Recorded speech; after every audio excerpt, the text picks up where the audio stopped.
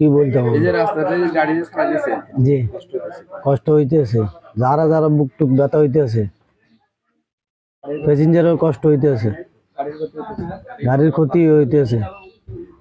আওয়ামী লীগ সরকার যাওয়ার পর থেকে আমাদের রোডটা সংস্কার করা হইতেছে না। এখন আপনাদের মাধ্যমে বলতেছে তাড়াতাড়ি যদি রোডটা সংস্কার করে দেয় তাহলে আমরা জনগণের উপকৃত। আর গাড়িগুলো সার্বক্ষণিক দুলবালু দোকানপাট নষ্ট, আমাদেরও ক্ষয়ক্ষতি হইতেছে।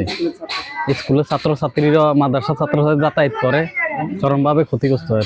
আপনাদের মাধ্যমে বলতে চাই যে তাড়াতাড়ি যেন রোডটা কাজ করে দেয়। বছর এক বছরের কাছাকাছি অন্য ধরেন না 5-6 মাস ডলারের আগের থেকে রাস্তাটা উঠানোর পর আমাদেরকে এক সপ্তাহের ভিতরে কাজটা সংস্কার করে দিবার কথা মিস্টার কন্ট্রাক্টর সাহেব, বুঝলেননি?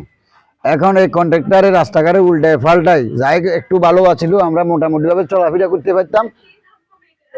এই বাকি অংশ বালাটুকুরে এই উল্টায় পাল্টায় সবকিছু নষ্ট করে দিয়ে আজকে প্রায় 5-6 মাসের মতো আমাদেরকে এই দুর্দশাগুলো দিতেছে, বুঝছেননি? আমরা বুঝতে পারি না, মানুষগুলো চলাচল করতে পারে না। গ্রাম অঞ্চলের মানুষ সবাই নাকে মুখে হাত দিয়ে দেখেন, অন্তত পক্ষে 1 আঙ্গুল পাইবেন মাটির গুঁড়া।